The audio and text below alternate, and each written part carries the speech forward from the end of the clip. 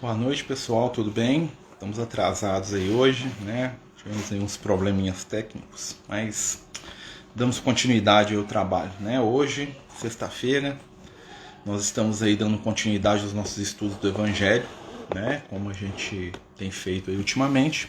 A gente está Desculpe. Nós estamos no Evangelho de Mateus, no capítulo 5, onde nós estamos, né, conversando sobre o Sermão da Montanha, né, que é um dos textos mais icônicos do Evangelho, né, é uma das passagens de Jesus onde nós vamos sentir ali, né, a essência espiritual do Cristo. E conforme a gente já tem falado, né, o Sermão do Monte ele é um manual da evolução, ou seja, ali no Sermão do Monte nós vamos ter um aprendizado, né, de como caminhar evolutivamente, né, o que a gente precisa para poder crescer, né, enquanto espírito eterno, né? Só para a gente fazer uma recapitulação, né? Vamos lembrar lá que a ideia dos sermões, né, as grandes prédicas, né, que é quando os mestres, né, reuniam os discípulos para poder explicar, para poder ensinar, para poder desenvolver conhecimento, era uma prática muito comum na época de Jesus e depois, né, durante bastante tempo. E Jesus recorre a essa prática, né? Ele estava na Galileia, né? Para a gente só localizar espacialmente, né? Ele estava na Galileia e ele reúne seus discípulos, né? Em torno ali nas beiras ali, né? Do lago do Tiberíades, né? Ou do mar da Galileia, ou, né? Do lago de Genezaré, né? Tem vários nomes.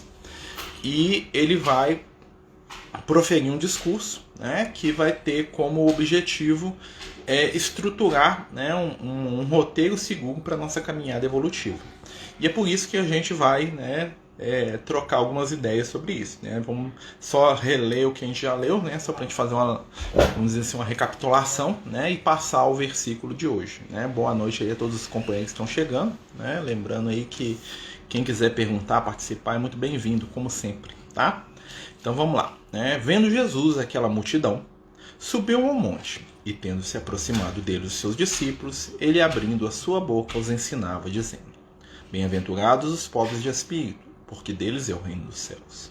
Bem-aventurados os mansos, porque possuirão a terra.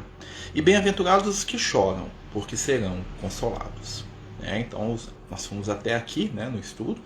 Então, primeiramente, Jesus sobe ao monte, ou seja, ali um estado de elevação. Né? O monte é a representação da elevação, né? Que ele está numa posição mais alta. Tá?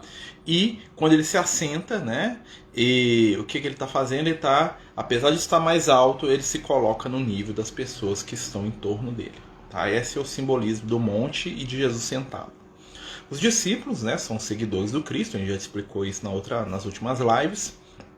E as primeiras três bem-aventuranças, né? Os pobres de espírito são aqueles que são desejosos de aprender, né? Os pobres do espírito, ou seja, aqueles que sabem que nada sabem, né? A gente usou até o Sócrates ali como um exemplo, né, de pobre de espírito no melhor sentido, né? Que o grande filósofo ele tinha consciência de que o verdadeiro sábio era alguém que buscava a cada momento aprender mais, né? Que não se enganava achando-se detentor de um conhecimento, detentor de uma, né, capacidade acima da média. O segundo grupo, né, os mansos. Os mansos são aqueles que, não sendo inativos, né, têm uma postura, né, de equilíbrio e tranquilidade. O equilibrado é sempre o manso. O equilibrado, né, está sempre senhor de si, senhor das situações. Não confundir manso com passivo, ou com inativo, ou com, né, pessoa mole. O manso aqui que Jesus está explicando é aquela pessoa que está no controle. É alguém que está em estado de equilíbrio. Nós até brincamos lá com os estoicos, lá com Sêneca, lá, que é um personagem muito famoso, né, da contemporaneidade de Jesus. Né? O Sêneca foi contemporâneo do Cristo, apesar de nunca ter conhecido Jesus, né, porque ele era um filósofo romano. Né? Mas os apóstolos de Jesus, alguns deles tiveram contato com Sêneca. O terceiro, né, a terceira bem-aventurança é bem-aventurados os que choram. E dentro dessa bem-aventurança nós vamos encontrar o quê? O choro como ferramenta de despertar. Né? Jesus, no Evangelho de Lucas, ele faz, junto com o Sermão da Montanha, ele faz os ais, né? E ele fala assim, bem-aventurados que choram, tremei vós que ris. Não é porque a alegria é errada, e sim porque quando alguém já está chorando, né, é porque ele já está acordando para a realidade da mudança. Muitas vezes as lágrimas que vêm na nossa vida são o prelúdio, né, de uma transformação íntima com o objetivo de sermos pessoas melhores.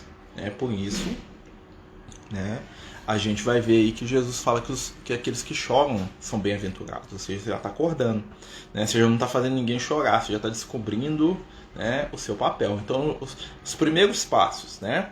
Querer aprender, sem arrogância, sabendo que pode aprender mais, né? Autocontrole e começar a se desiludir, né? Sair da ilusão que é o mundo material da felicidade fácil, né? E ele continua agora, né, no de hoje aqui, que é o versículo 6. Bem-aventurados os que têm fome e sede de justiça, porque serão saciados. Muitas vezes quando a gente pensa em fome e sede, nós estamos pensando em necessidades básicas, né? O alimento, aquilo que nos sustenta, né? Aquilo que nos dá o vigor para seguir em frente. E quando a gente pensa em fome e sede de justiça, a gente vai pensar o que é justiça do nosso ponto de vista. Justiça, do nosso ponto de vista, é a reparação daquilo que nós achamos que é o nosso direito. Tá? A justiça, ela fala pra gente da relação que existe entre o direito e o dever. Na medida que eu busco o meu direito, né, eu também preciso aceitar o meu dever. Isso é justiça. Quando Jesus fala aqui dos que têm fome e sede de justiça, são aqueles que buscam, né, aquilo que é correto.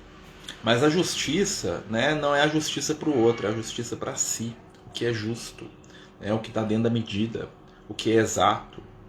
Então, quem tem fome e sede de justiça, não tem fome e sede de vingança, não tem fome e sede de reparação, porque a justiça não trabalha com reparação, a justiça trabalha com equilíbrio. Nós voltamos lá, né, no segundo versículo, que fala sobre os mansos, né? E quem é alguém manso se não alguém que está em estado de equilíbrio? Em equilíbrio por quê? Porque ele não é dominado, né, pelas situações de momento. Então a justiça, né, do ponto de vista espiritual, não é essa reparação cruel que nós temos, não é vingança. Para nós justiça é vingança. Alguém fez o mal, ele toma na cabeça dele lá. Zeus joga um relâmpago lá do Olimpo e fulmina quem fez o mal. Isso para nós é justiça. A justiça de Jesus é um pouco diferente. A justiça de Jesus é uma justiça que trabalha para resgatar aquele que cumpre ou que erra. Por isso que a justiça de Jesus é tão difícil de se realizar hoje. Porque nós ainda estamos numa vibração, nós todos, quando a gente fala nós, a gente está falando da humanidade como coletivo, claro que tem os casos aí, né? Nós ainda estamos numa onda de vingança, de ressentimento, de amargura, né? Haja vista quando você vê uma notícia que alguém mal, ou que alguém que todo mundo acha que é mal, se deu mal. É uma alegria coletiva. As pessoas exultam muito mais com um criminoso sofrendo do que com um virtuoso sendo premiado. Porque o nosso comportamento ainda é um comportamento vingativo, porque para nós todo virtuoso é alguém de quem a gente duvida. Esse cara é safado, esse cara tá ganhando esse negócio aí, mas isso aí tem um trem por trás. Da mesma forma que todo mundo que é considerado criminoso aos nossos olhos sempre é culpado. Se alguém falar assim, ouvi falar que o Marcelo é ladrão, Marcelo virou ladrão. Antes que eu possa provar que eu não sou, eu vou ser trucidado. Se alguém fala assim, o Marcelo é um cara legal, todo mundo vai duvidar. Falar, será que é? Eu acho que esse cara é esquisito, sei lá, eu não acho que ele é legal não, eu acho que esse cara é fingir. Esse cara não me engana não. Isso é um reflexo do nosso movimento, do nosso momento espiritual na Terra. Nós, enquanto sociedade, ainda somos espíritos que vibram. Quando a gente fala vibra, não é nem espiritualmente, vibra no pensamento mesmo. Se mantém em torno de pensamentos negativos. E não é um aforismo, não é uma criação aí metafísica, não. Pensamento negativo por quê? Porque nós preferimos ainda a agressividade, a violência, a vingança. A nossa satisfação ainda está muito mais em fazer o outro pagar, do que nos melhorarmos. Isso faz parte da nossa intimidade. E quando a gente aceita isso, nós já estamos começando a dar alguns passos, para despertar para algo mais. E essa que é a grande dificuldade que nós temos. Porque nós estamos inseridos num mundo que nos pressiona. E Jesus falava pra gente, esteja no mundo e não seja do mundo. E isso é um grande desafio. Porque estar no mundo é o quê? Estar suscetível ao que tem no mundo.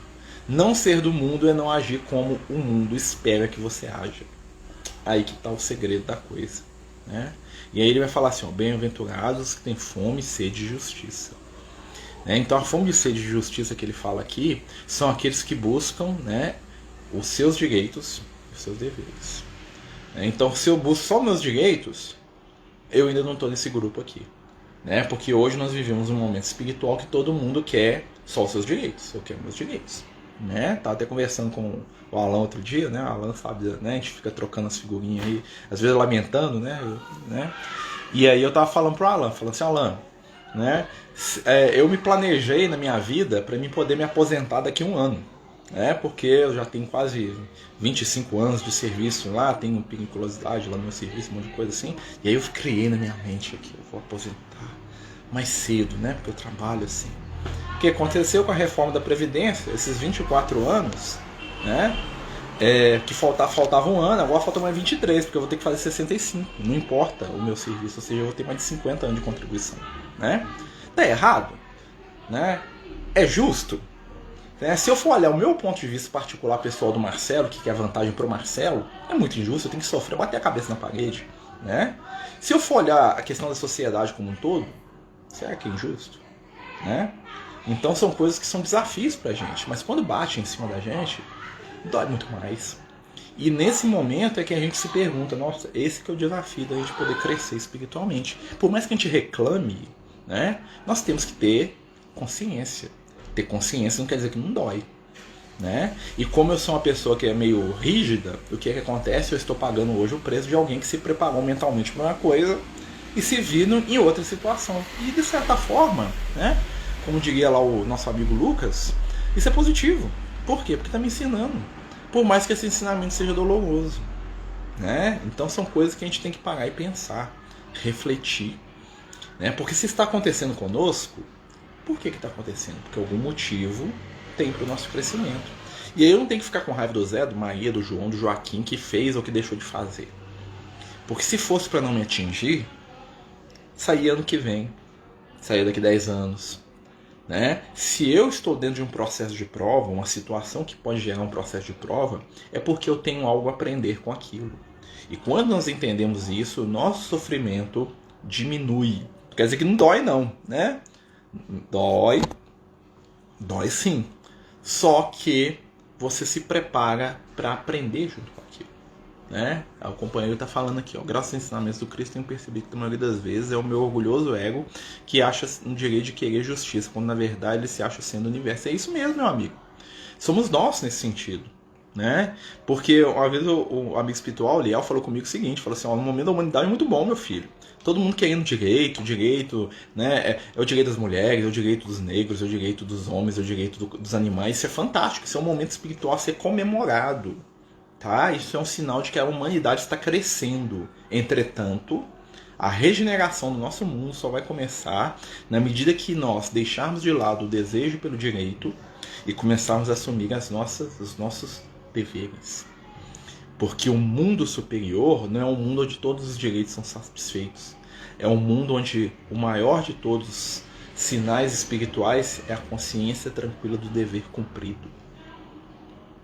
E disso nós estamos longe ainda.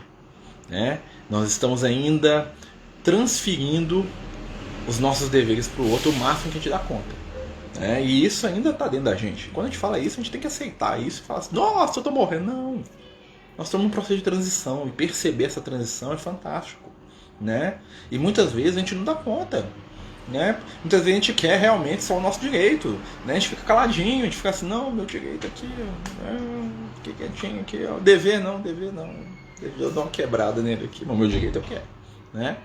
Então, assim, são coisas que fazem parte da nossa intimidade. Por isso que Jesus está falando aqui, ó, fome e sede de justiça. Nós ainda, eu acho que aqui nesse aqui nós começamos a empacar um pouquinho, porque isso é um estado de regeneração. E a regeneração normalmente envolve abrir mão. E nós não somos condicionados espiritualmente nas nossas existências, né, a abrir mão. Aí entra muitas coisas, fatores culturais, fatores sociais, né? E, por exemplo, nós vamos ver que na nossa sociedade, por exemplo, as mulheres são treinadas para abrir mão mais do que os homens. Não quer dizer que todas abram. E não quer dizer que todos os homens sejam egoístas. Mas, socialmente falando, isso é claro, né? As mulheres são treinadas, né, doutrinadas, de certa forma, para serem menos egoístas. Isso é uma vantagem evolutiva. É uma vantagem evolutiva do ponto de vista espiritual, né? Do ponto de vista material é ruim. Por quê? Porque as mulheres são abnegadas e os homens fazem o que eles quiserem, né? As mulheres elas pensam muito mais no coletivo, os homens pensam mais neles. Né? A brincadeira que o Lucas fez uma vez com um amigo nosso lá, né? Que ele falou assim, ó, se você quer entender a diferença evolutiva do homem para a mulher, é só comparar a relação do pai e da mãe com o filho. Aí os companheiros ficaram assim, mas como que é isso? Eu falei, muito simples, meus filhos, observem, né? Quando seu filho pede para sair, né? Se você é mãe, o que você fala com ele, mãe? A mãe liga pro filho e fala assim, o que você quer fazer, meu filho? O filho, se eu quero plantar abóbora, a mãe vai plantar abóbora junto com o menino. Quando o pai sai com o filho, o que o pai faz com o filho? Menino, eu adoro futebol, você vai comigo no futebol. Menino, eu adoro pescar, você vai comigo pescar. Menino, eu adoro jogar videogame, você vai jogar videogame comigo a tarde inteira. Olha que maravilha. O que está por trás disso? Né? Existe amor nas duas situações? Sim. Só que o amor da mulher, ela abre mão dela e vai fazer o que o filho quer. O amor do pai é pegar o filho e fazer o que ele, pai, gosta. Né? Se o filho falar assim, eu não quero fazer nada disso, pai, eu quero fazer uma coisa que você detesta, o pai já, não, dá outra vez, vamos dar um jeito, não, mas você tem certeza, hoje é tão legal aquilo, porque no fundo, né, nós temos um treinamento íntimo, né, de fazer o que a gente quer. Aí nós precisamos reencarnar como um homem, né, para poder lidar com o que a gente quer, e temos que reencarnar como mulher, às vezes, para aprender algumas lições. Então são coisas pra gente pensar. Quer dizer que nós somos machistas, fim do mundo, acabou o planeta? Não, gente, isso faz parte do processo evolutivo da Terra. Né? E observar isso, sem sofrer, é crescer espiritualmente. E é mudar, né? Porque já está na hora de mudar, tem muita coisa que tem que mudar mesmo. Né? Muita coisa que a gente vê, eu lembro quando eu era menino, minha avó falava assim, menino não entra na cozinha. Né?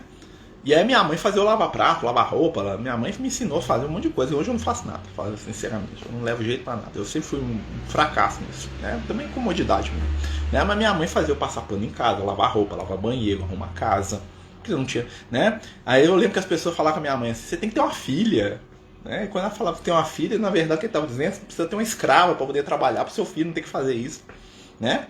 Pro seu filho ficar lá dormindo o dia inteiro enquanto sua filha trabalha. Quem que vai cuidar de você quando você for idosa? Você não tem filha? Falava com a minha mãe, eu ouvi isso muitas vezes. Né? Quem que tem que cuidar da minha mãe se ela ficar doente? Eu, meu irmão. É a gente que se vira. Não é? A responsabilidade é minha. Né?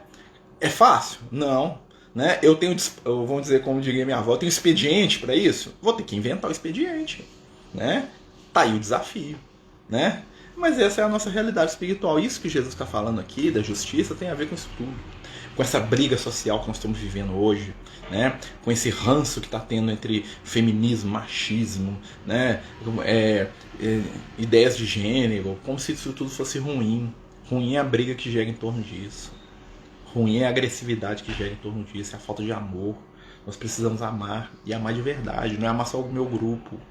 Não é amar só quem pensa igual a mim politicamente. Não é amar só quem tem a mesma visão sexual que eu. Ou não é amar só aquele que trabalha junto comigo. Ou aquele que concorda com as minhas ideias. Nós temos que começar a buscar a justiça. E a justiça nos diz, né, que nós necessitamos trabalhar o nosso respeito, a nossa compreensão. E como é que nós vamos fazer isso? Né? Utilizando a ferramenta reencarnatória que os espíritos falam pra gente, o quê? Convivência. Que é algo que nós temos horror, né? Porque nós temos horror de convivência, porque conviver é difícil, né? Conviver, meu Deus, né? Conviver é trabalho. E quando nós falamos de convivência, nós temos que pensar o seguinte: conviver é a maior prova de amor que existe. Estava contando para meus colegas, eu estava voltando para o trabalho hoje, né? O Flávio está até aí. O Flávio é um dos meus colegas de trabalho, né? E é bom que o Flávio, né, ele participa aqui, tem outros que assistem também, né?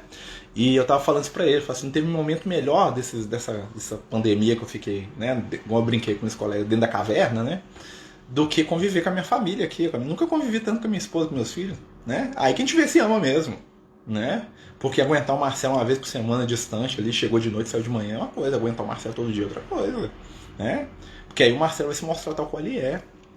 E nós nos mostramos na convivência. E na prova da convivência é que nós consolidamos os valores espirituais. E por isso a gente vai aprendendo aos poucos que espiritualidade tem tudo a ver com dia a dia. Os espíritos de luz estão à nossa volta, nos intuindo, nos ajudando, né, nos promovendo no bem. Mas a maior prova que a presença deles é constante são essas provas que acontecem conosco quando nós aprendemos a lidar com ela. E é fácil? Não. Nós queremos uma zona de conforto, eu quero a minha zona de conforto. Você acha que eu quero pro? Quer? Não. Né? Bom quem quer, né? Mas assim, mas nós precisamos. Então nós temos que lidar com isso de alguma forma. Né? E a melhor forma de lidar com a prova é não sofrer com ela. Né? Mas vamos continuar falando de Jesus aqui, que é o mais importante, né? Então ele fala, bem-aventurados os que têm fome e sede de justiça. Ou seja, quando nós buscarmos equilíbrio, nós vamos encontrar. Aí nós vamos ver a verdadeira justiça. A justiça que cura. A justiça que transforma. Né? Uma vez o Liel falou pra gente que nos mundos, eu perguntei pra ele, como é que acontece no mundo superior se tiver um criminoso? Né? Tipo, um cara que roubou, né? Um cara que fez um trem errado. Claro que o mais criminoso do mundo iluminado, né? É o cara que falou mal dos outros, é o cara que, né? Não, ficou nervoso, perdeu paciência, xingou. Esse é o criminoso do planeta, né? Porque eles são todos superior, né? Aí o Liel falou assim que nos mundos superiores, né? Que é o que a espiritualidade faz com a gente, aliás, né? Quando existe um espírito que é desequilibrado, né, a comunidade, né, a cidade ou a região ali, seja lá como se dá o nome, se reúne e aquele ser desequilibrado, né, é entregue à família mais equilibrada de todas. Eles fazem uma eleição. Quem que é o grupo familiar mais equilibrado de todos que nós temos aqui na nossa comunidade? É a família do Manuel ali. A partir de agora, Manuel, eis teu filho. E essa família equilibrada leva o desequilibrado para tentar ensiná-lo. Através de exemplos, através de amor, através de afeto. Que é o que os Speed Luz fazem com a gente, né? Eu todo estrambelhado aí, reencarna o Speed Luz aí, que vai ser minha mãe, meu pai, meu irmão, meu amigo, meu mestre, meu companheiro de trabalho, minha professora, né? Meu amigo que está falando comigo, né? Reencarna do meu lado um ser que vai ser o meu lastro evolutivo, porque me adotou, não porque eu mereço, não, né? Isso acontece conosco o tempo todo. A gente fala assim, não, ninguém cuida da gente. Mentira, muita gente cuida. Muitos companheiros estão mortos, né? Por quê? Porque é justo. É justo quem tem amor doe. É justo que tem quem possui de vida. É justo, né, que aquele que planta possa dividir a sua colheita. Ele tem o direito de dividir a sua colheita. Não para transformar a colheita, né, em cabide para o outro parar de evoluir. Porque tem um limite. O processo evolutivo tem um limite. Então a intercessão espiritual é um mecanismo que funciona o tempo todo. O famoso alguém lá em cima gosta de mim existe até certo ponto. Porque se eu desperdiço o recurso recebido, aí eu vou passar por privação. Né? Porque a lei da causa e efeito me diz isso. Aquilo que eu desperdicei ontem, me falta amanhã. Aquilo que eu multipliquei hoje, vai ser abundante amanhã. Tal é a lei. Até porque que quando eu passo por uma falta de algo que eu considero importante, eu aprendo a valorizar aquilo de uma maneira diferente. Por isso tem tanta gente passando problema no campo afetivo. Né? O campo afetivo é um dos maiores campos de problema da nossa caminhada evolutiva. Por quê? Por causa da justiça. Porque muitas vezes aquele que abusa do sentimento alheio precisa perceber, né, o quanto o coração alheio é terra que ninguém toca, como diria o poeta. Então nosso mentor é alguém mais experiente na nossa área, na área do nosso tipo de desequilíbrio. Pode ser sim, né? É mais experiente em tudo praticamente, né? Claro que quando você chega a um determinado nível evolutivo, né, quando a gente já chega num nível um pouco acima, né, claro que não a gente, né, vamos falar assim, os espíritos iluminados. Imagina dois espíritos iluminados no plano espiritual, normalmente eles trocam, tipo o Chico e o Emmanuel, né? Aí vem o Chico e o Emmanuel fica lá de mentor, aí vem o Emmanuel e vem o Chico lá de mentor, porque eles já estão num nível que eles estão ali numa troca espiritual, né? Então assim, normalmente nos casos que a gente, né, da gente aqui, né, ser humano com os dois pés no barro, né, como diriam lá os amigos espirituais, comedor de arroz e feijão com a gente, né? Os mentores são espíritos que são mais sábios do que a gente em vários aspectos. Já superaram as provas, mas que têm laços profundos conosco. São amigos. Né? Chega um ponto que o mentor deixa de ser um pai e vira um amigo espiritual. E um amigo espiritual já é uma outra forma de relação. Né? Eu brinco isso com o pessoal. Tem mentores que são pais e mães. Né? Eles vão lá, corrigem, brigam. Existem mentores que são companheiros espirituais. São espíritos, né, que por estarem fora da matéria tem uma visão diferenciada, uma visão muito mais profunda das coisas que a gente que está encarnado, com certeza, né, e que assumem o papel de orientadores por isso. né? Porque houve ali um desenvolvimento afetivo de milênios às vezes. Então quando ele fala, o raciocínio dele vibra junto com a gente, né? Isso é fantástico.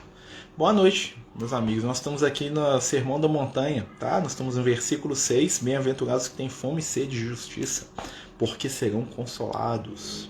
Né? Nós estamos falando aqui da justiça, da busca do equilíbrio entre os nossos direitos e os nossos deveres. Né? E a espiritualidade fala pra gente que à medida que a gente cumpre os nossos deveres, os direitos aparecem. Porque receber aquilo que é de direito faz parte, né, do dever cumprido. Então, se você cumpre o seu dever, você tem aquilo que é de direito. Né? Você não tem que brigar pelo seu direito. Né? Tipo o Lucas e o Liel pra você, mais ou menos, eu posso pensar nisso. O Liel é muito mais superior a mim. Né? Ele é meu pai espiritual, assim, vamos dizer assim, aquele mestre, né?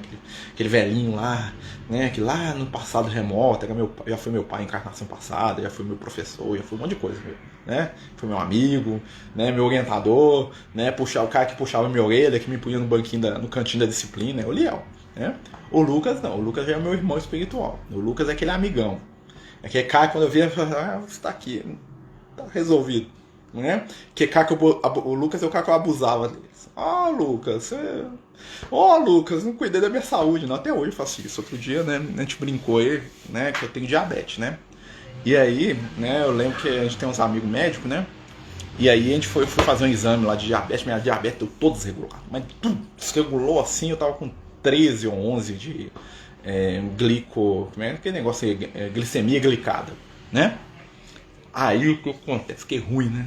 Nossa senhora, tô ruim. Passou um tempo, o Lucas falou assim comigo, você não vai desencarnar disso não, mas você tem que tomar cuidado. Né? Aí eu fui fazer o exame de novo, né? Fiz o exame lá de novo, de hemoglobina glicada, né? Deu 7,5. Aí uma das amigas nossas que é médica, a Renata, e uns outros amigos nós falam assim, você tá doido? O Lucas te deu um pâncreas novo? Né? Ninguém muda de valor desse jeito, não. Eu brinquei assim, falei, deve ter algum motivo, né? Mas é claro que a espiritualidade ajuda a gente, né? Mas o que acontece? Eu sou um cara totalmente descontrolado, né? Eu sim, na questão da alimentação, né? Eu adoro a massa, eu adoro arroz, eu adoro... Né? Meu negócio não é doce, não. Meu negócio da diabetes, gente, é macarrão, é arroz, é batata, é os trem que nasce debaixo da terra. É aquilo lá, né? E aí, os últimos dias minha glicose tá lá, 1 milhão por hora, né? É culpa do Lucas? Não, é culpa minha. Né? Sei lá se eu já estraguei o pâncreas que ele me deu de novo, né? Mas assim, não curou, né? Mas que melhorou muito, melhorou. Né? Mas eu não posso reclamar muito não, que sempre que eu tô no aperto eu peço a ajuda dele e ele me ajuda, né? Mas assim, tô brincando, né? Né? Mas isso funciona mesmo, a espiritualidade cuida da gente. Né? Muito mais do que a gente percebe. E, gente, se não fosse a espiritualidade, muitos de nós não estariam encarnados hoje. A maioria dos auxílios que nós recebemos aí da justiça, fome e sede de justiça, né? Não dá nada certo pra mim, né? A maioria dos auxílios que nós recebemos a gente não percebe. E normalmente a gente nem merece. Muitos auxílios espirituais que acontecem conosco, né, são tão silenciosos como grandiosos. Muitas das ajudas que a gente recebe da espiritualidade maior, né, são tão imerecidas quanto fantásticas. Né? Eles estão cuidando da gente, só que eles não estão cuidando da gente do jeito que a gente quer. Né? Você vê a polícia falou que esse me curar da diabetes, Lu. Me cura esse negócio aqui. Quando eu fiquei diabético, eu falei com ele, falei assim, diabético, Lu. Que negócio é esse? Né? Não tem karma com isso? Não, isso é karma, não. Eu falei, tô doente aqui com o negócio aqui sem ter culpa? Eu falei, não, você tem culpa. Qual que é a sua culpa? A diabetes é a doença, no seu caso, indisciplinado. Então, que você aprender a ter disciplina com a sua vida, você cura a diabetes. A espiritualidade vai te curar, eu te curo. Né? Até hoje não aprendi, diminuiu lá, ele me ajudou, me deu equilibrada, de vez em quando volta, né? Mas eu não aprendi a disciplina necessária, né? Tanto é que eu como igual um dinossauro se deixar, principalmente massa, né? Fico lá, não como doce nenhum, né? Não como açúcar, né? Uma vez ou outra lá, que tem festa, eu fico olhando pra pessoa comer os docinhos tudo lá, aquela, né? Estoico, né? Igual os estoicos, igual o Sêneca, não, doce não. Mas fala pizza ali pra você ver. Deus do céu, né?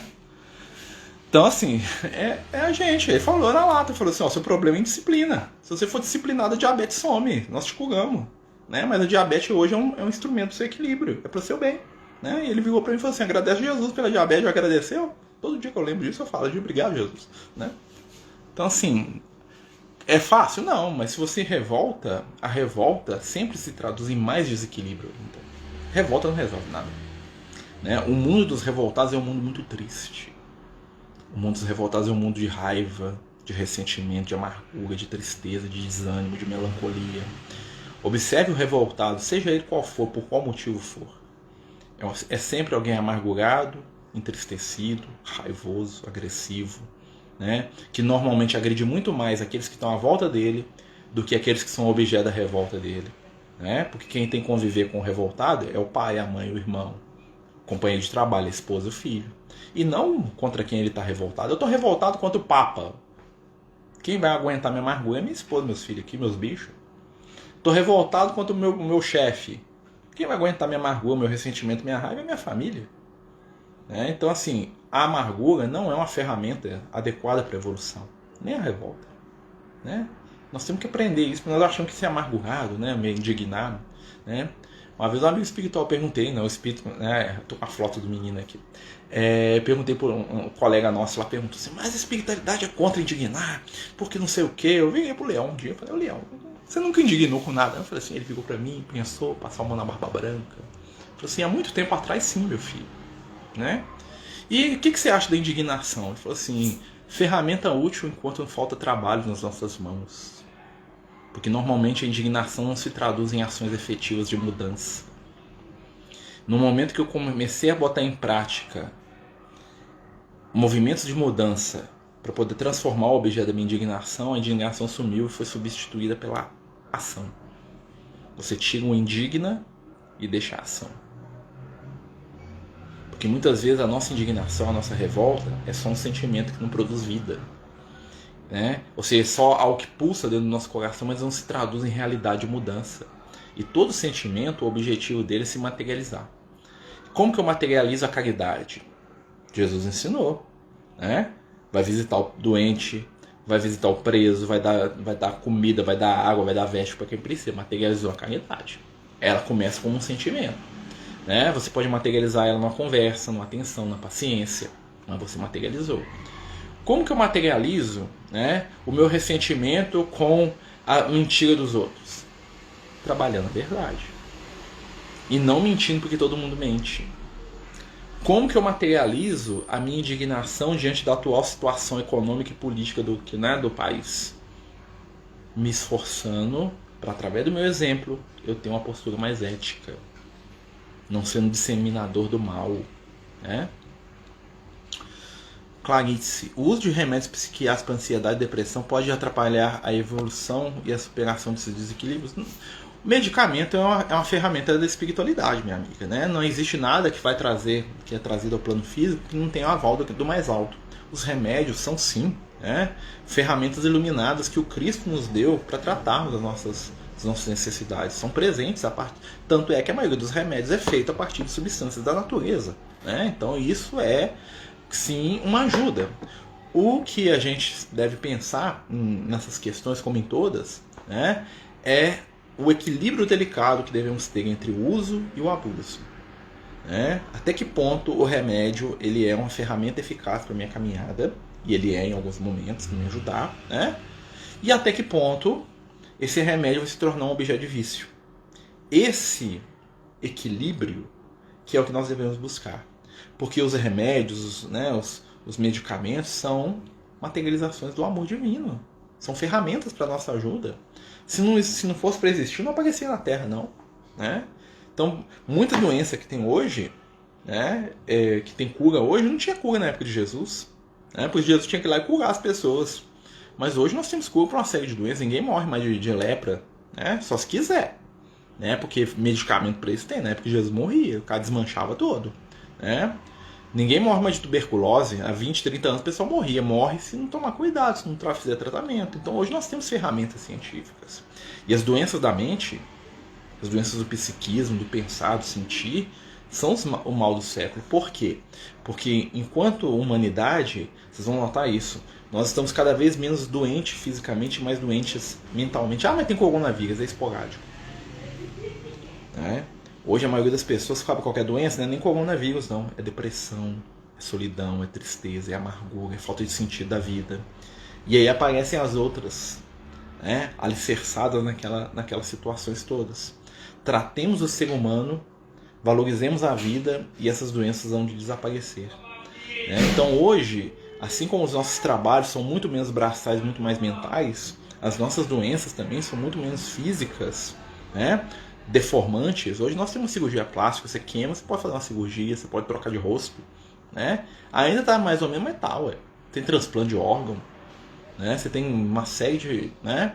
Daqui a pouco nós vamos ter aí né, os membros biônicos, né? Que vai ser igual nos filmes aí, ó, né? O braço que funciona melhor do que o braço, o olho que funciona melhor, isso aí, gente, isso aí em 100 anos vai ser assim, né? A gente vai ter dificuldade de dizer o que é humano, o que é robótico, né? Tá ótimo, né? Então nós temos que pensar no positivo, né? A maioria morre não só por falta de cuidado, sim pela precariedade de saúde pública. Sim, mas por que a saúde pública é precária? Por que a saúde pública é precária? A saúde pública é precária porque nós que somos membros da saúde pública, tá? Somos espíritos precários também. Porque nós ainda somos egoístas. Eu falo isso para eu sou funcionário da saúde, né? Nós precisamos aprender a amar mais. E não é isso culpa do líder que rouba lá na frente, não. Hoje eu estava conversando com meus colegas de trabalho, voltei lá, né? Estava conversando com um dos meus colegas lá. E ele estava falando pra gente o seguinte, ó, quando começou essa questão do coronavírus, lá no nosso serviço, né? Não vou citar o nome porque a gente não precisa entrar nisso, quem trabalha lá comigo sabe, né? Quando começou essa questão do coronavírus, quando passava um corpo, um cadáver, uma pessoa que tinha desencarnado lá por causa do corona, né? Lá no hospital onde eu trabalho, né? Tinha uma sirene, fechava o corredor, ninguém passava, ninguém entrava, saía, aquilo lá isolado, aquela coisa toda. Hoje, né, aí ele falando comigo, fala assim, hoje o cara morre lá, eles passam quase que em cima da gente, não avisa mais, não tem mais nada. Aí, né, aí veio o Marcelo, né, o Marcelo pega a informação, passa pra frente, né, voltei, né, minha esposa me pegou, voltei pra casa com ela, né, eu virei pra Ednei, contei essa história, falei, lá tá tudo pros cocos e tal. Ela virou pra mim e falou assim, mas nós também estamos pros cocos, né, a gente fazer um monte de coisa pra se precaver muito mais do que a gente tá fazendo hoje. Ou seja, a culpa é do sistema? Eu falei assim, mas o sistema, aquela coisa toda, né, defendendo, né? Ela falou, não, mas o sistema é feito de pessoas. Ela falou comigo, né? Porque tem hora que você tem uns despedidos dentro de casa, né? Como eu brinco com o pessoal, eu sou o cara que fala, minha esposa é quem faz, né? Eu sou o cara que sai pedindo cesta básica, a Ednei que faz a lista lá e multiplica tudo que a gente ganha, né? Divide, fica lá fazendo ficha lá, assistido lá, né? É ela. Né? Então assim, são coisas que a gente tem que, né, aprender realmente. E aí quando você fala isso, eu pensei exatamente nessa questão, como que nós todos somos responsáveis e conectados, é a questão, né, fome e sede de justiça, né? Porque muita gente fala assim, vou revoltar contra aquilo, tá, revolta, meu filho. O que você vai fazer de útil com isso? Revoltar só não resolve o problema, não. Resolve, gente, vamos ser sinceros, revoltar só resolve. Se eu não mudar enquanto indivíduo, vai resolver? Eu, que o Marcelo, não mudar a minha postura, não vai. Não vai, não. Porque a gente vai sempre jogar pro outro. Se deu certo, Deus que fez. Se deu errado, é culpa do diabo. Não é assim?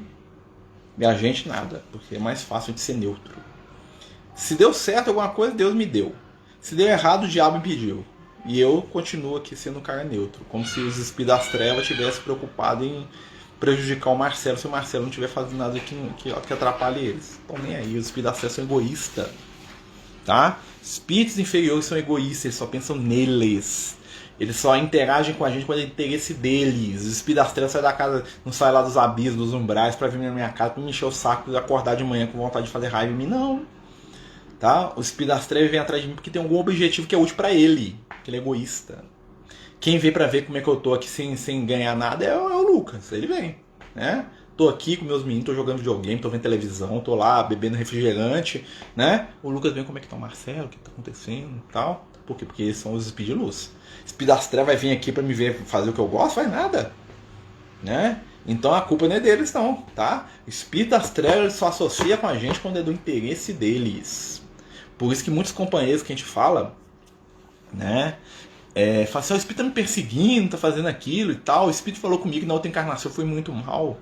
Uma vez o Leal falou com um companheiro nosso na reunião, o espírito chegou na reunião, tem uma reunião mediúnica, né? Aí o espírito chegou, fulano, você me matou, você roubou, você é ladrão. E o cara começou a chorar na reunião, meu Deus, eu fui um monstro.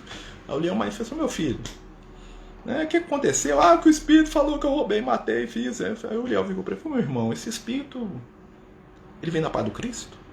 Não, mas ele falou assim. Aí ele virou assim: meu irmão, é um espírito doente, enlouquecido, ele vai falar aquilo que for do interesse dele. Se ele vê que falar que você matou a sua própria mãe vai fazer com que o interesse dele aconteça, ele pode ser a mentira que for. Os espíritos trevosos falam mentira o tempo todo. Eles querem causar impacto. Eles não têm compromisso nenhum com a verdade. Então cuidado com pseudas informações espirituais que jogam os outros para baixo. Ó, o espírito falou aqui que o cara matou ele, ó, esse cara é assassino. Será? Né? Será que é mesmo? Porque o espírito é mentiroso. Você já veio aqui contar aquela história, né? Quem fala dos outros com você, fala de você com os outros. São coisas pra gente pensar, né? Como saber quais são os meus deveres? Através da consciência, exatamente. Dever cumprido. Consciência tranquila, dever cumprido. Isso é o André Luiz fala pra gente lá no livro Nosso Lar, né? É uma das poucas tiradas pessoais do André Luiz. Se bem que ele teve ouvido isso de alguém, mas lá no livro ele fala dele mesmo, né? A consciência tranquila do dever cumprido se mostra através do quê? Da gente poder deitar com a gente mesmo. Fala assim: olha, eu fiz o meu melhor. Ah, o outro achou que foi uma porcaria. Eu fiz o meu melhor. Fiz o que eu dei conta. Se eu fiz o que eu dei conta, de verdade, né? Aí tem as... né? Tá tranquilo. Ah, mas como é que eu sei que se eu tô fingindo ou não? Os espíritos falaram. O Kardec falou pros espíritos, né? O Kardec pressionava, né? Tipo assim, tá, mas... né? Normalmente eu acho que tudo que eu faço é bom, né? Mesmo quando eu tô errado. Aí o espírito falou assim: ó, aplica a lei de ouro. Regra de ouro que Jesus te ensinou, né? Pensa o seguinte: se o outro fizer o que você está fazendo para ele, você vai gostar? Simples, resolveu o problema. Você sabe se está certo ou errado. Está em dúvida se alguma coisa é dever? Pensa: se eu estivesse no lugar do outro, o que eu ia querer que ele fizesse? O que eu faria por ele? O que eu esperaria dele? Né? Se eu for lá, né, na casa espírita hoje, pedir comida, e eu tiver com meus filhos passando fome aqui, e eu for lá na casa espírita lá e pedir um prato de comida, o que eu espero que o companheiro que trabalha lá, né, que fala que trabalha em nome de Jesus, faça comigo? Que me dê uma lista de procedimento para me provar que eu passo fome de verdade, ou que se condoa do meu caso me dê um pouco de arroz e de feijão, se tiver? O que nós cobramos dos outros? Né? Então, assim, são coisas que a gente tem que tomar muito cuidado, meus amigos. Não é fácil. E muitas vezes nessas questões nós estamos nos conhecendo. Né? Então, assim, vamos começar a pensar com amor, vamos começar a lembrar dos nossos deveres, né? Estava até falando pro pessoal que nós estamos num momento muito importante, muito especial, que é um momento de autoencontro. Não precisa sofrer não, gente. Estamos melhorando. E uma das coisas para a gente melhorar é começar a constatar a nossa realidade espiritual. Né? Passou a época dos espíritos que aparentam o bem, porque a aparência de bem, né? Fora com a aparência, dentro com o esforço. O que conta para o momento espiritual que nós estamos vivendo não é a aparência de ser bom, não é o Marcelo parecer bonzinho. É o esforço que o Marcelo está fazendo para ser bom. Vai pisar na jaca? Vai pisar na jaca de cada 10, vai pisar 8 vezes, mas fez 2, se esforçou, tentou ser melhor, tá ótimo. Fingiu 10 vezes, tá errado. Todo mundo achou que o Marcelo é o espírito mais evoluído do mundo, né? O que isso muda na caminhada evolutiva do Marcelo? Nada. Né? Tá com o do Chico, com o Emmanuel, né? O Chico tava lá, né? E aí ele ficou pro Emmanuel e falou: mano, eu tô muito preocupado, todo mundo acha que eu sou santo, que eu sou muito bom, que eu sou isso, que eu sou aquilo, e todo mundo me elogia, e todo mundo fala que eu sou o cara, e blá blá blá, né? Viu o Emmanuel escutando. E o Chico: não, porque falaram isso de mim, todo mundo fala bem de mim e tal, e eu tô com medo disso. Aí o Emmanuel falou: calma, Chico. O problema não é o que eles estão falando de você, não, porque eu vou falar bem hoje, amanhã vai falar mal. O problema é se você começar a acreditar. O que o Emmanuel deu? Qual foi a cutucada que o Emmanuel deu no Chico? O que os outros acham de você, tudo bem. Mas no momento que você começa a se iludir sobre si mesmo por causa do que os outros acham, aí você está num problema, meu amigo. Né? Porque nós devemos buscar o quê? Sermos espontâneos, sermos nós mesmos, sermos verdadeiros. Porque se Jesus Cristo não agradou todo mundo, vai ser a gente com medo de feijão que vai agradar.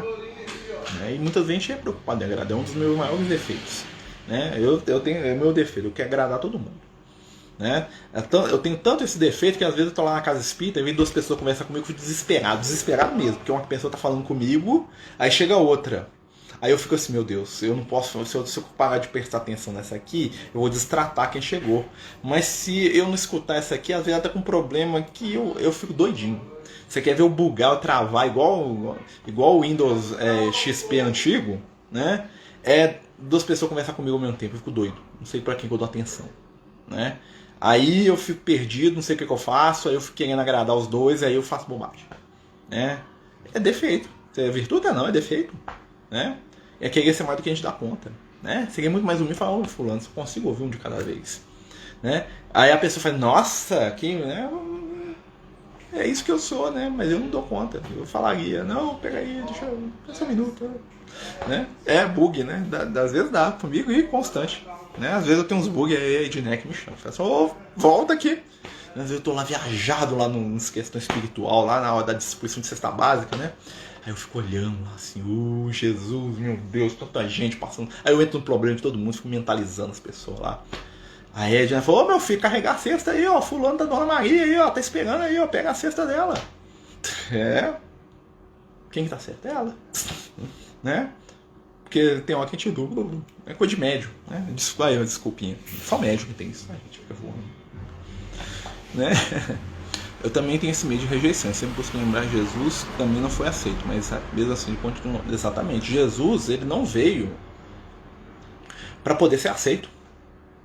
Jesus veio para fazer a missão dele, né? Jesus é um cara aí que tá. Jesus é o protótipo de tudo que a gente está falando aqui, né? Jesus é um cara equilibrado, que ele sabia quem ele era, o que ele estava fazendo aqui, né? Jesus era um cara que tinha equilíbrio sobre as suas emoções, então nada tirava Jesus do centro dele. Mestre, você vai morrer, você não pode morrer não. Mestre, eu te amo, sou o cara mais lindo do mundo, Osana, o rei de Israel. Jesus mata, crucifica. Sabe o que faz? Jesus era isso, equilíbrio. Então Jesus tinha um foco, o foco dele era trazer o evangelho para o mundo. Ele sabia que o que mais a humanidade precisava é o que ele trouxe. Ele veio e fez a missão dele. Ele não veio para agradar os judeus, que queriam o Messias dos judeus, ele não veio para agradar os amigos dele, ele não veio agradar a mãe, nem a mãe dele. A mãe dele queria que ele fizesse acontecer. Ele falou, não, te amo, mãe, mas eu vou fazer a minha missão. Desculpa aí. Né? Jesus fez isso várias vezes. Né? Jesus era um quebrador de expectativa. Né? No sentido positivo. Por quê? Porque ele tinha senso do que ele estava fazendo. Ele tinha autoridade porque ele tinha equilíbrio. Né? Então o Pedro falou assim, jamais faça o Senhor ir lá para morrer, Senhor. Eu faço de mim, Satã. Tipo assim, né? Você está me atrapalhando, Pedro. Né? Ou seja, o Pedro estava manifestando o amor dele por Jesus. Falou assim, mestre, não morre não que eu te amo, quero que você fique com a gente para sempre, nós precisamos do Senhor. Jesus falou para ele, é necessário que eu vá para que haja justiça, Pedro. Né? Vocês vão crescer do jeito que eu quero que vocês cresçam no dia que eu for embora. Né? Imagina Jesus falar isso pra gente. Nossa, tô doida. Eu ia chorar. Eu acho que eu amarrava Jesus, ia fazer pior que o Pedro. Pedro só pediu, eu ia amarrar a perna de Jesus. Falar, não, você vai não, Jesus, fica aqui. Precisando do Senhor aqui. Né?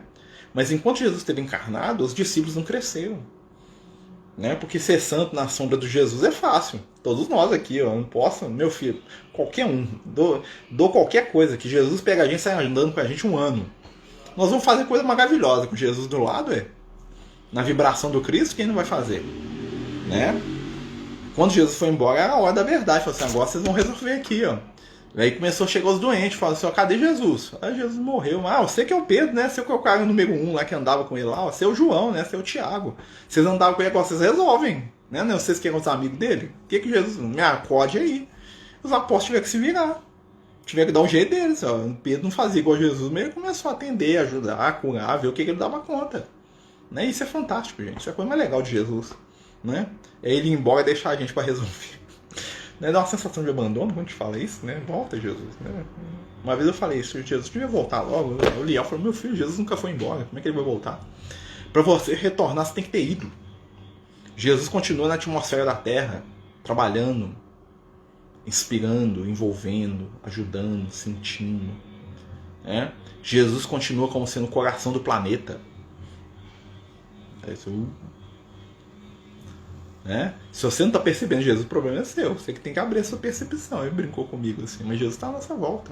Aí eu perguntei, falei assim, olha, me conta aqui um negócio aqui. Você já viu Jesus? Perguntei pra ele uma vez. Então, você viu Jesus assim? Olhou Jesus aqui, esse cara aqui, Jesus. Aí ele olhou pra mim, né? Olhou com aquela cara de guia espiritual. Aquela cara. E o Léo é sempre divertido. Ele gosta de contar as piadas, assim, as piadinhas, né? De nível superior, né? Assim, ele é sempre alegre, né? Já contei pra vocês a história do baile funk, né? Do carro lá que tava tocando funk lá e falou: olha a caridade, nosso irmão quer dividir a música com todo mundo. Isso é a piada que ele fez, né? Mas ele foi lá, passou a mão na cabeça do moço, né? Ele falou assim: olha, quando Jesus tá. Aí ele se embolou assim, eu imaginei que ele não queria responder, né? Mas com muito custo, né? Ele falou assim: olha, nós já percebemos Jesus algumas vezes sim, né? E normalmente a percepção que se tem de Jesus não é tão visual quanto vocês imaginam, sim, a presença dele está entre nós. Como ele está em todo momento, né, em algumas situações a nossa vibração alcança a vibração dele e nós entramos em harmonia com o Cristo, que está a aura dele cobre toda a terra. E aí ele falou assim, que a sensação de estar na presença de Jesus é uma sensação de que você está sendo abraçado, compreendido e recebido. Que todas as suas dúvidas e respostas, questões que você busca, aparecem imediatamente na sua mente. É como se todas as respostas você já soubesse. É uma sensação de acalento, de amizade, de carinho, né? E uma força para fazer o bem, para ser mais e para poder dividir essa sensação com mais gente, né? Os espíritos chamam essa sensação de amor espiritual. É um nome que eles dão para poder explicar para a gente essa sensação de integração, né, com os espíritos superiores entre si. E eles falam assim que a coisa que mais eles querem é que a gente sinta isso também. Essa sensação de estar integrado num amor, como se a gente estivesse numa grande mente coletiva do amor sem perder individualidade. É um trem assim, meio viaja, né? E que por isso que eles nos amam tanto, eles têm pressa, tipo assim, vem cá sentir isso aqui também, isso aqui é bom demais, eu quero que você sinta, eu te amo. Você é meu filho espiritual, eu tenho que fazer você sentir esse negócio aqui que eu tô sentindo, né? E é por isso que eles trabalham tanto a nosso favor. Tem outros como ele, Jesus, aqui no planeta Terra não. Não. Aqui no planeta Terra só tem uma outra entidade próximo do nível evolutivo de Jesus, que é o Gabriel. Tá? O que eles falam que é o arcanjo, né? O Gabriel é o cara que quando Jesus estava lá no monte de Getsemane foi lá bater um papo com Jesus e consolar o Cristo.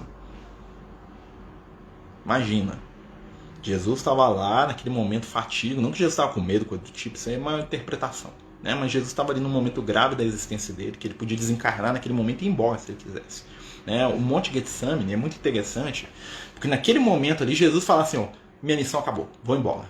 Ele ia virar a luz e ia para o plano espiritual, sem sofrer nada. O que Jesus faz assim? Não, meu corpo ainda dura um pouco, o que eu vou fazer? Eu vou usar esse corpo aqui para dar uma lição de imortalidade para as pessoas. Então Jesus estava decidindo o que ele queria fazer, ele podia escolher ir embora.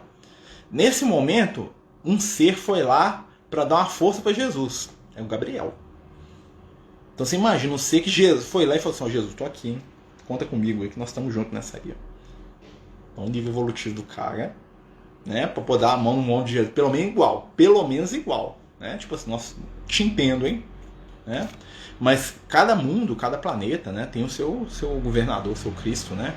Assim como, né, os sóis, as estrelas, as galáxias, tem outros seres muito mais superiores a Jesus, né? Isso aí, né? Tem milhões de seres igual a Jesus. Conta quantos planetas tem no universo.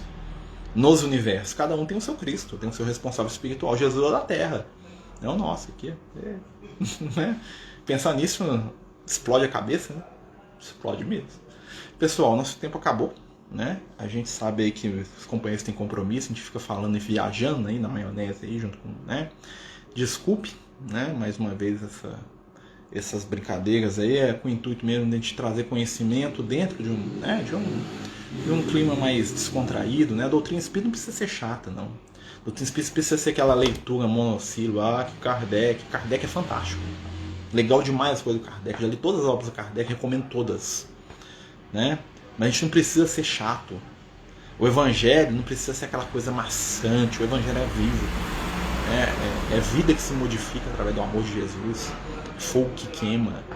Né? Mas é o fogo positivo, é o fogo da luz, do calor. Né? Fantástico. Meus amigos, nós estamos acabando. Lembrar que esse domingo agora, né? Hoje é sexta-feira, esse domingo nós temos estudo do livro Nosso Lar no capítulo 4. Né? Nós vamos falar no capítulo 4 do Nosso Lar. Né? Nós estamos lá lendo o Nosso Lar.